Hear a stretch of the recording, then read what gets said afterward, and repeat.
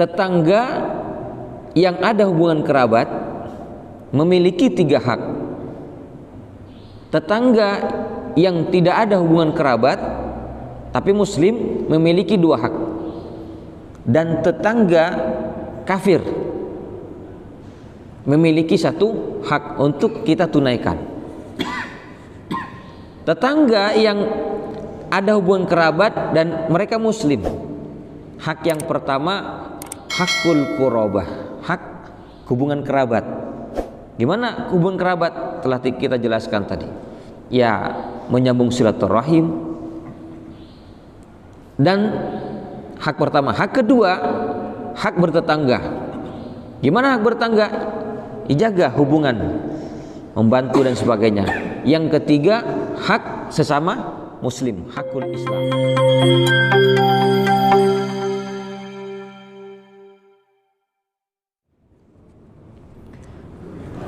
Assalamualaikum warahmatullahi wabarakatuh. Bismillahirrahmanirrahim. Alhamdulillahi rabbil alamin.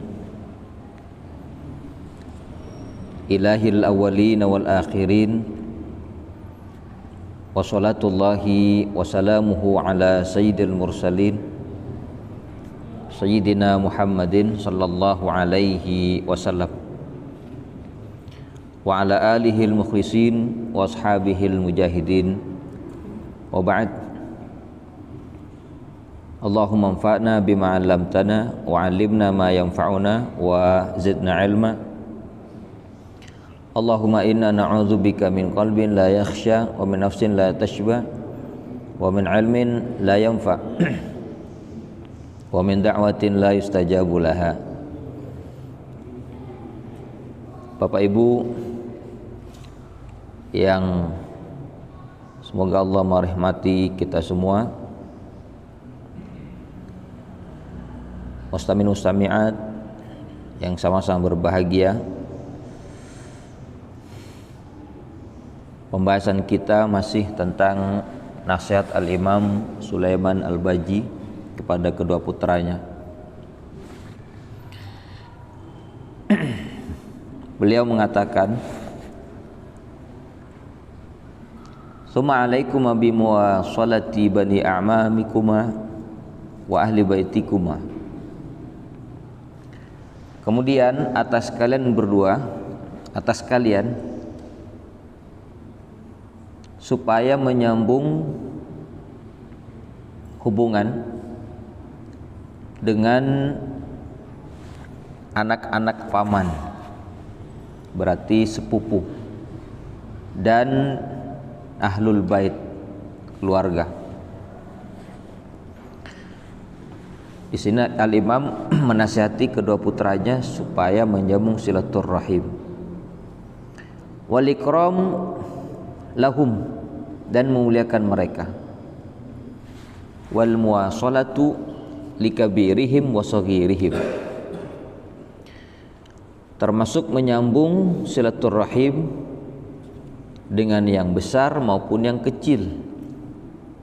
Wal musyarakatu lahum bil mali wal hal, juga melibatkan mereka dalam harta dan kemuliaan.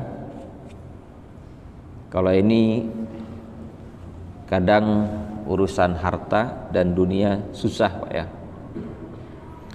Kalau untuk kita kadang, makanya Al-Imam menasihati supaya juga melibatkan kerabat dalam masalah harta, agar di dalam kerabat sepupu-sepupu juga merasakan kebahagiaan yang sama. Wal musawaratu ala mahadatihim, dan supaya giat untuk memberikan hadiah, sering-sering memberikan hadiah kepada kerabat, termasuk dalam memberikan sedekah dan zakat. Ternyata yang diutamakan memberikan sedekah kepada kerabat yang terhitung fakir dan miskin. Dalam fikih kalau mau menyerahkan sedekah dan zakat, cari di dalam kerabat kita yang mereka bukan orang yang wajib kita nafkahi. Kalau kita mau menyerahkan, ternyata dari kalangan fakir dan miskin, dari kerabat yang paling dekat itu yang diutamakan. Kalau dari kerabat yang paling dekat tidak ada yang agak jauh, tidak ada yang agak jauh. Nah, ini sifatnya keutamaan. Termasuk bersedekah juga demikian. Cari kerabat yang mereka berhak menerima sedekah, kerabat terdekat. Dan ini Rasul Shallallahu Alaihi Wasallam dalam hadisnya yang mulia mengatakan, as-sadaqatu 'alal miskin sadaqatun wa 'ala dzirrahim sadaqatun wa sillatun. Sedekah untuk orang miskin nilainya ia dapat pahala sedekah. Tapi kalau sedekah kepada orang yang ada hubungan rahim, silaturahim, hubungan kerabat, nilainya sedekah sekaligus menyambung silaturahim. Dapat dua pahala, pahala bersedekah dan pahala menyambung silaturahim. Ya, kadang kita kan tidak melihat itu, pokoknya asal ada orang yang butuh dikasih. Itu bagus, tidak salah. Tapi alangkah lebih bagus kita cari di antara kerabat kita yang mereka butuh juga. Kalau umpama tidak ada, baru kita cari yang lebih jauh. Termasuk memberikan hadiah kalau main, berziarah, berkunjung. Wal mutaba'atu li ziyaratihim. Ia juga menyertai mengunjungi mereka, sering-sering berkunjung dengan keluarga dan kerabat. Kalau pada zaman dahulu saya diceritai sama orang tua, meskipun tidak ada fasilitas kendaraan, tapi mereka giat untuk mengunjungi kerabat. Meskipun jalan kaki jauh, antar kampung bahkan mereka jalan 1 kilo 2 kilo tetap mereka kerjakan. Tapi kalau sekarang kayaknya susah Pak ya. Kita sudah punya fasilitas, ditambah dengan kesibukan. Nah, kalau tidak hari raya Idul Fitri, kadang tidak saling berkunjung. Itu pun tidak didatangi semua Pak. Sehingga di sebagian tempat seperti di kota, sebagian orang mengadakan acara halal bihalal. Ya tidak masalah, sifatnya alternatif. Ya, untuk kembali menyambung silaturahim. Tapi jangan itu diandalkan. Tetap kita berusaha menyambung silaturahim. Kalau bisa tetap berkunjung dan membawa hadiah. Karena beda nilainya berkunjung, datang ke rumahnya. Dengan hanya mengandalkan acara kumpul-kumpul atau hanya sekedar nelpon, ya menghubungi dengan telepon itu bagus, cuman tetap lebih utama berkunjung. Tapi kalau sekarang rasa-rasanya ini sudah mulai berkurang Pak ya, karena sibuknya kita, masing-masing mempunyai kesibukan.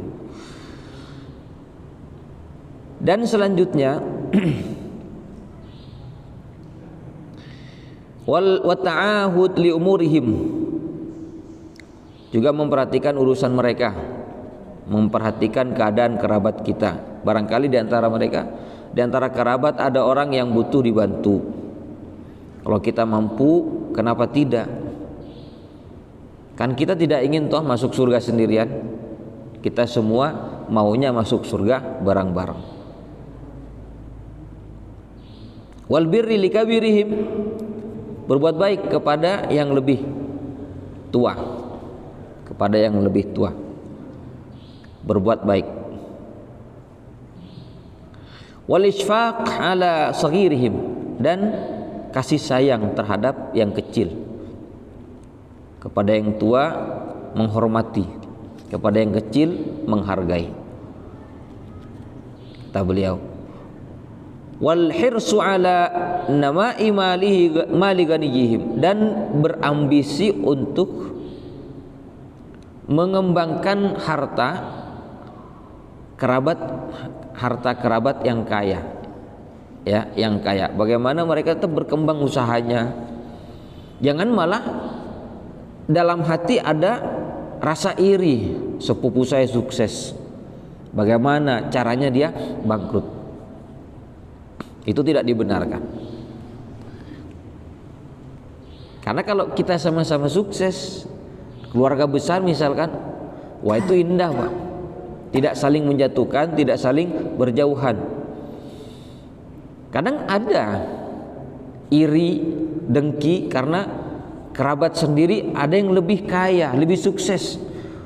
Dan kadang kebencian yang semacam ini membuat orang harus menghalalkan segala macam cara untuk menjatuhkan orang yang dibencinya, kerabat yang tidak dia sukai karena sukses tadi. Ya banyak cara, mungkin disihir supaya bangkrut, dibikin sakit, atau dicari cara-cara makar. Nauzubillah, jangan sampai itu ada dalam diri kita. Karena itu kebencian dan iri dengki ini melahirkan berbagai macam kejahatan.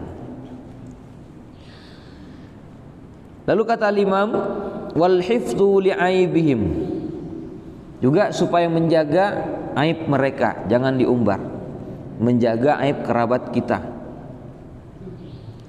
Wal qiyam bihawaijihim, dan menunaikan hajat.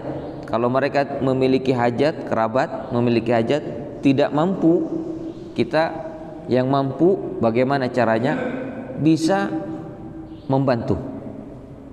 Dun iqtidai limujazat, tanpa harus mendapatkan balasan, tanpa harus dibalas, ya, tidak pamrih. Walantizari muqaradah, dan tidak harus menunggu balasan atau ongkos. Ya, ini memang orang-orang yang hatinya suka membantu, dermawan Pak, penting. Fa inna dzalika mimma tasudani bihi fi ashiratikuma, karena itu membuat dalam kekeluargaan lebih baik. Wa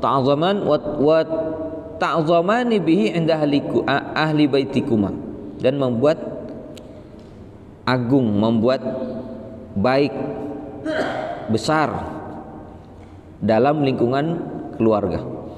Wasila rahimakuma wa in dha'afa sababuha. Oleh karena itu kata beliau, kalian berdua sambunglah silaturahim, sambunglah rahim kalian berdua, maksudnya silaturahim, meskipun lemah sebabnya, meskipun lemah keinginan kita, tapi diusahakan bagaimana caranya tetap menyambung silaturahim. Wa qarriba ma ba'uda minha, dekatkan yang jauh. Rumah kita jauh, tapi bagaimana caranya tetap dekat. Makanya dengan adanya fasilitas kita mungkin bisa nelpon, tanya kabar, walaupun tidak ada kepentingan, tetap ditanya kabar, bagaimana kabarnya. Itu beda dengan sama sekali tidak menghubungi. Wajtahida fil qiyami bihaqqiha, dan bersungguh-sungguh menunaikan hak keluarga dan kerabat. Haknya kan banyak Pak ya, hak berkerabat, ya, seperti tadi menyambung silaturahim, kalau sakit dijenguk, kalau butuh kalau punya hajat dibantu. Wa yaquma wat tadhi' laha, dan jangan sampai menyepelekan, jangan sampai tidak melakukan nasihat di atas, kata Imam kepada kedua putranya. Faqad ruwiya an Nabi sallallahu alaihi wasallam annahu qala, diriwayatkan dari Nabi sallallahu alaihi wasallam bersabda, man ahabban nasa fil ajal wasa'a fil rizqi falyasil rahimah. Siapa yang ingin baik dalam ajalnya dan luas dalam rezekinya, maka sambunglah silaturahim. Karena banyak hikmah orang menyambung silaturahim, Pak. Dengan kerabat, misalkan tidak ada pekerjaan, main-main, kan banyak informasi kadang. Wa hadza mimma yushrafu bihi multazimuhu wa yu'zamu indan nasi mu'zamuhu. Wa ma alimta ahla bait taqata'u wa tadabaru illa halaku wa anqaradu. Ini yang membuat mulia di tengah-tengah manusia. Dan tahukah kamu, kata beliau, wa ma alimtu ahla bait, dan yang tidaklah aku mengetahui suatu keluarga yang mereka saling berjauhan, saling membelakangi, kecuali mereka dalam kebinasaan. Mereka pasti binasa. Wala alimtu ala baitin tawasalu wa ta'atafu illa namau wa kasuru wa burika lahum fima hawalu. Dan tidaklah aku mengetahui ada satu keluarga yang mereka saling menyambung dan saling lembut, kecuali mereka terus berkembang dan diberkahi dalam apa yang mereka usahakan. Ini penting, Pak, ya. Nasihat al-Imam kepada kedua putranya juga nasihat untuk kita semua. Selanjutnya wal wasiyatu bil jar. Wal wasiyatu bil jar. Wasiat supaya berbuat baik kepada tetangga. Summal jar alaikuma bihifdhihi, kemudian tetangga kalian berdua wajib menjaganya. Wal kafu an adahu, dan menahan dari tidak mengganggunya. Wasitru li'auratihi, dan menutup aurat tetangga. Wal ihda'u ilaihi, dan juga memberi hadiah. Wasabru ala ma kana minhu, dan bersabar atas tetangga yang tidak baik atau keburukan tetangga. Faqat ruwiya an Nabi sallallahu alaihi wasallam annahu qala, diriwayatkan dari Nabi sallallahu alaihi wasallam, la yu'minu man la ya'man jarahu man la ya'man jaruhu bawa'iqahu. Tidak dianggap beriman, maksudnya tidak sempurna iman seseorang yang tetangganya tidak aman darinya, dari lisannya, dari tangannya, dari ulahnya. Maka kalau kita selalu mengganggu tetangga, ya mungkin tangan kita, lisan kita, atau apapun dari perbuatan kita, maka kata Nabi, sebenarnya kita ini tidak sempurna iman. Kadang terjadi, Pak, ya, asik saja kita nyetel musik dengan suara nyaring yang marajing, sedangkan tetangga sedang ibadah atau ada yang sakit tanpa peduli. Jelas ini menunjukkan kita tidak memiliki iman yang sempurna, cuek dan orang. Maka dari itu kita jangan memiliki karakter yang demikian.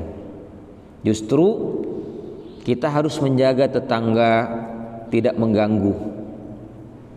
Sampai-sampai dalam Al-Quran Allah Subhanahu wa ta'ala menyebut berbuat baik juga, wal jaridil qurba wal jaridil junub. Berbuat baik kepada tetangga yang ada kerabat, hubungan kerabat, dan tetangga yang jauh, maksudnya yang tidak ada hubungan kerabat. Wal jaridil qurba wal jaridil junubi. Berarti tetangga di sini kata Rasul sallallahu alaihi wasallam ada 3. Tetangga ada 3 macam. Tetangga yang ada hubungan kerabat memiliki 3 hak. Tetangga yang tidak ada hubungan kerabat tapi muslim memiliki 2 hak. Dan tetangga kafir memiliki 1 hak untuk kita tunaikan. Tetangga yang ada hubungan kerabat dan mereka muslim, hak yang pertama hakul qurabah, hak hubungan kerabat. Gimana hubungan kerabat? Telah kita jelaskan tadi. Ya, menyambung silaturahim. Dan hak pertama. Hak kedua, hak bertetangga. Gimana hak bertetangga? Dijaga hubungan, membantu dan sebagainya. Yang ketiga, hak sesama muslim, hakul Islam. Ya, hak dalam agama yang sama, saling mendoakan. Kalau bertemu salam. Kata Nabi, la tabda'ul kalam. La tabda'u man bada'a salam, man bada'al kalam bila salam la tujib au kama qala. Barang siapa yang memulai ucapan tanpa salam, jangan dijawab. Berarti kalau bertemu dengan tetangga kerabat, mulailah dengan salam. Kan ini mendoakan, lalu berjabat tangan. Tapi rasa-rasanya di masyarakat kita salam dan jabat tangan masih kurang. Apalagi jabat tangan. Kalau zaman Rasul sallallahu alaihi wasallam, zaman sahabat, zaman tabi'in, jabat tangan itu sangat erat. Bahkan Nabi menyebutkan kalau 2 orang muslim berjumpa lalu berpisah, dihalangi oleh pohon, tembok atau batu, berjumpa kembali setelah itu dia berjabat tangan. Wah, ini kalau diamalkan Masya Allah. Kalau di pesantren mungkin bisa Pak. Pesantren yang dididik dengan cara ini, sering-sering berjabat tangan. Tapi kalau kita tidak membiasakan, sesama jamaah saja susah jabat tangan. Apalagi yang tidak disukai.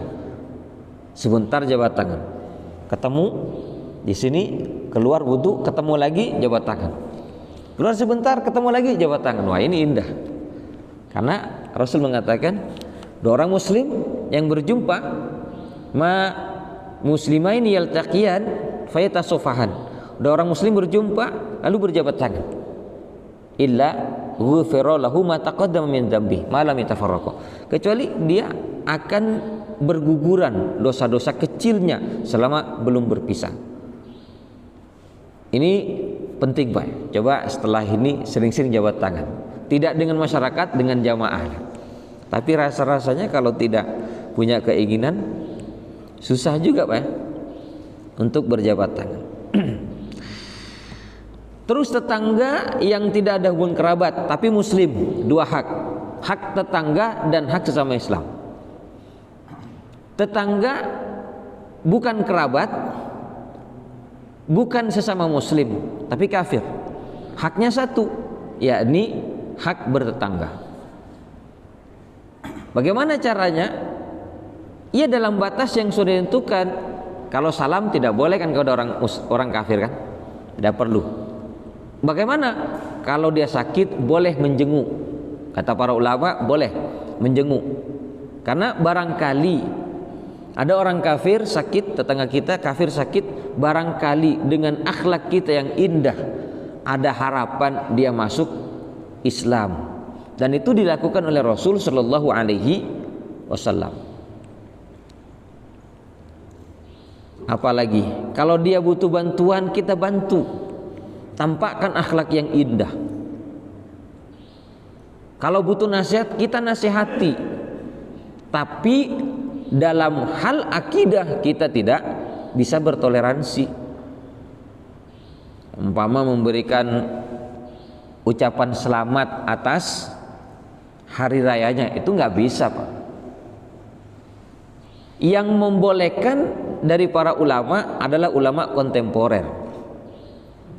Tapi ulama terdahulu mereka tidak membolehkan memberikan ucapan selamat kepada orang kafir atas hari raya mereka. Tidak boleh. Karena ini masalah akidah. Sebab kalau memberikan ucapan selamat karena mereka berbahagia dalam hari rayanya, nanti akan juga ada upaya selamat atas keyakinan mereka dan membenarkan akidah mereka. Itu nggak dibenarkan. Meskipun mereka kepada kita juga mengatakan ucapan selamat, selamat ibadah Ramadan atau hari raya Idul Adha. Ya, kita jangan membalas dengan cara demikian karena ini masalah akidah. Tapi muamalah tetap kita kerjakan. Jual beli sah. Memberi hadiah boleh. Kalau kita dikasih sama orang kafir, tangga kafir, terima. Rasul kan dikasih hadiah oleh wanita Yahudi. Hadiahnya apa? Kambing yang dimasak, dimakan oleh Rasul Shallallahu Alaihi Wasallam. Ternyata dikasih racun, dan racun itu membuat salah seorang sahabat sampai meninggal. Dipanggillah wanita Yahudi tadi dan diinterogasi, ditanya oleh Rasul, kenapa kamu memberi racun? Jawabannya logis lah. Kalau Anda seorang nabi pasti tidak akan mati. Tapi kalau Anda seorang raja pasti mati diracun. Iya kan? Mengetes. Tapi karena sahabat yang kena dampak sampai meninggal karena racun, maka wanita Yahudi tadi harus dihukum juga sesuai dengan setimpal perbuatannya. Seandainya nggak meninggal sahabat tadi, ya tidak sampai dikisos lah. Jemaah sekalian yang sama-sama berbahagia, itu dalam hal yang dibolehkan. Tapi kalau umpama memberi hadiah dalam hal yang tidak dibolehkan, daging babi, ya dikasihkan ke kita, jelas tidak ada toleransi dalam masalah ini. Memberi abdi gedang, Pak, abdi gedang, gimana gedang? Ya boleh. Cuman dalam penjelasan fikih nanti umpama diberi masakannya oleh orang kafir, sampai ada ulama mengatakan periuknya cak mungkinga napa panci-pancinya najis, karena orang kafir kan tidak ada hukum fikih apapun, binatang apapun halal bagi mereka. Baik kita haram, babi haram, anjing haram, tikus haram, ikan. Bagi orang kafir nggak ada istilah halal haram. Sehingga kalau umpama diberikan masakan dan itu menggunakan periuknya orang kafir atau pancinya orang kafir, ya kita juga harus berhati-hati. Tapi memberi gedang, Pak, cek gedang tak kombe iki. Aku oleh buah umpama terima, roti dibungkus terima, tidak masalah itu. Jemaah sekalian yang sama-sama berbahagia, ini diantara muamalah dengan orang kafir, mana yang dibolehkan dan mana yang tidak dibolehkan. Doa bersama tidak boleh. Meskipun mereka mengaminkan doa kita, tapi kita tidak boleh mengaminkan doa mereka. Kenapa? Beda yang diminta, kalau kita mintanya kepada Allah, mereka meminta kepada Tuhannya. Kita tidak boleh mengaminkan. Karena ini akidah. Jemaah sekalian yang sama-sama berbahagia, Allah berfirman, la yanhakumullah 'anil ladzina lam yuqatilukum fid din wa lam yukhrijukum min diyarikum an tabarruhum wa tuqsitu ilaihim innallaha yuhibbul muqsitin. Allah tidak melarang kalian dari orang kafir yang tidak memerangi agama, tidak memerangi dalam agama, tidak mengusir kalian dari negeri. Tidak dilarang untuk berbuat baik kepada mereka dan berbuat adil. Allah cinta kepada orang-orang yang berbuat adil. Ada tetangga kafir, dia harmonis, rukun dengan kita, kita juga balas rukun dalam batas-batas yang sudah ditentukan. Ini namanya hakul jar, hak bertetangga dengan tetangga kafir. Jemaah sekalian yang sama-sama berbahagia,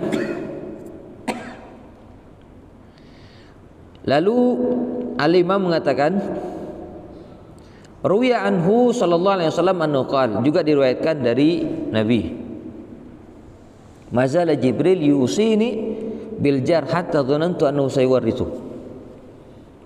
Senantiasa Jibril berwasiat kepadaku untuk berbuat baik kepada tetangga. Jadi ini adalah wasiat Jibril kepada Rasul, yang artinya kepada kita juga untuk senantiasa menjaga. Kalau umpama ada jalan umum yang dilewati oleh tetangga kita, jangan ditutup, Pak. Cuman kadang kita kan egois ya, karena ada jalan umum bersebelahan dengan rumah kita, dikasihlah penghalang, mungkin polisi tidur atau apa, pasti patenggi boleh, tuh ngejedul elebeti sepeda motor ya. Lebih baik jangan kasih itu, tulis saja pelan-pelan ya, banyak anak-anak, tulis. Atau sebaliknya, kalau kita lewat di rumah tetangga, jangan mengganggu, mungkin dengan suara sepeda motor kita, gas paranying, jangan. Kalau dulu Pak, saya masih di kampung itu, lewat di depan rumah tetangga, naik sepeda motor, turun kita Pak, ini adab. Dulu sepeda ontel, turun di depan, adab ya, tujuannya supaya tidak juga mengganggu, dan memang itu etika. Tapi sekarang kayaknya sudah berkurang, bahkan hilang. Naik sepeda motor depan rumah tetangga, mabulutus, tidak tahu suaranya atau tidak, pokoknya. Nah ini ada pergeseran, adab dan akhlak sudah berkurang. Jemaah sekalian yang sama-sama berbahagia. Lalu kata beliau, wa'lama annal jiwar qurabatun wa nasabun, ketahuilah tetangga itu seperti kerabat dan seperti nasab. Fatuhibba ila jiranikuma kama tuhibbani ila aqaribikuma, maka cintailah oleh kalian berdua kepada tetangga sebagaimana kalian berdua mencintai kerabat. Ir'aya huquqahum fi masyhadihim wa maghibihim, jaga hak-hak mereka, baik mereka ada maupun mereka tidak ada. Mereka di rumah, di kampung, di rumah, atau mereka sedang bekerja di kantor atau di tempat lain. Ada tidak ada, jaga hak mereka. Jangan diganggu anaknya, istrinya, jangan diganggu, jangan digoda Pak. Dan itu berbahaya, sampai Rasul mengatakan berzina dengan istri tetangga itu dosanya lebih besar 10 kalinya dengan berzina dengan perempuan yang bukan tetangga. Maksudnya apa? Sama-sama dosa besar memang, berzina dengan orang lain yang bukan tetangga, dosa besar. Tapi jauh lebih besar lagi berzina dengan istri tetangga. Kuda Pak, diganggu, tidak ada suaminya, dimasuki, nauzubillah. Itu lebih besar dosanya 10 kali lipat. Sama-sama dosa besar. Kenapa demikian? Tetangga sendiri sudah kita saling menjaga, masa tega begitu? Sejahat itu. Berarti kalau dengan istri tetangga dia goda, dia zinai dengan wanita yang lain, akan mudah untuk berzina. Nauzubillah. Dan rasa-rasanya ini sudah zamannya.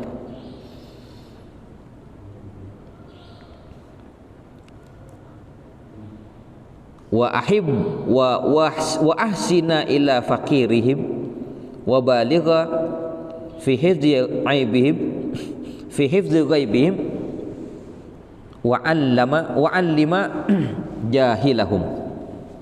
Kata beliau, dan berbuat baiklah kepada fakir dari tetangga, berbuat baik, ihsan, sering-sering memberi, sering membantu, melengkapi apa yang kurang. Ini nasihat ke imam ya, kepada kedua putranya. Dan juga berusaha dalam menjaga ketika tetangga tidak ada. Sampai diulang berapa kali, menjaga ketika tetangga tidak ada di rumahnya, dijaga betul rumahnya. Ada tamunya dikasih tahu sedang keluar. Kalau pintunya terbuka, ditutup.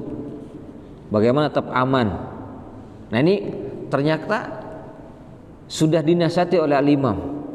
Kalau demikian sama-sama menjaga, maka akan terbentuk yang namanya keamanan lingkungan. Dan ajarilah orang jahil dari tetangga. Ya mungkin di antara tetangga kita ada yang tidak tahu cara-cara beribadah, cara sholat, cara puasa, kita tahu. Maka jangan enggan untuk membantu mereka, memberi ilmu.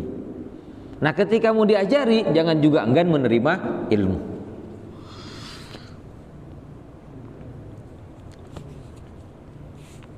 Lalu beliau katakan lagi, summa man allamtuma min ikhwani wa ahli mawaddati. Kemudian orang yang kalian berdua ajari dari ikhwan-ikhwanku dan orang yang aku cintai. Maksudnya beliau menasihati agar berbuat baik juga kepada teman-teman orang tua. Ini saya juga kepada kita ya. Kita punya bapak kita punya teman yang banyak. Kita tahu mereka. Maka nasihat ini bisa kita amalkan, berbuat baik kepada teman-teman orang tua kita kalau sudah bapak kita meninggal. Fa innahu summa man alimtuma, kemudian orang yang kalian tahu dari teman-temanku dan orang yang aku cintai, fa innahu yata'ayyan alaikuma mura'atuhum wa ta'zimuhum. Maka kata beliau, wajib ain atas kalian berdua menjaga mereka, para sahabat orang tua, dan mengagungkan mereka, memuliakan mereka, wa birruhum wa ikramuhum wa muwasalatuhum, berbuat baik kepada mereka, memuliakan mereka, dan menyambung juga hubungan dengan mereka. Wajib, kata beliau, menasihati kedua putranya, wajib kalian menyambung kepada teman-temanku, orang yang aku senangi, wajib. Nah ini kalau kita bisa ngamalkan ini bagus. Faqad ruwiya an Abdullah ibn Umar annahu haddatsa anin Nabi sallallahu alaihi wasallam annahu qala, telah diriwayatkan dari Abdullah bin Umar tentang hadis dari Nabi sallallahu alaihi wasallam bersabda, inna abarral birri an yasilar rajul ahla wuddi abihi. Kata Rasul, sesungguhnya perbuatan baik atau kebajikan yang paling baik, yakni seseorang menyambung silaturahim dengan orang yang disenangi oleh bapaknya. Saya ulangi, inna abarral birri an yasilar rajul ahla wuddi abihi. Sesungguhnya perbuatan baik yang paling baik, perbuatan kebajikan yang paling bajik gitu ya, yang paling baik, seseorang menyambung hubungan dengan orang yang disenangi oleh bapaknya, berarti teman-teman bapaknya. Ini hadis Rasul. Kalau umpama kita tahu bapak kita punya teman walaupun jauh, kita datangi, sampaikan, masih ingat saya Pak, dulu saya kecil Pak, sekarang saya sudah besar. Siapa kamu? Putra ini. Oh iya, bapakmu itu teman saya. Cerita banyak hal. Sambung silaturahim, sambung hubungan.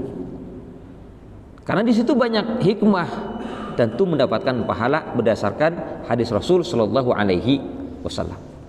Semoga ini bermanfaat dan saya mohon maaf. Kafa bihadzal qadar. Wassalamualaikum warahmatullahi wabarakatuh.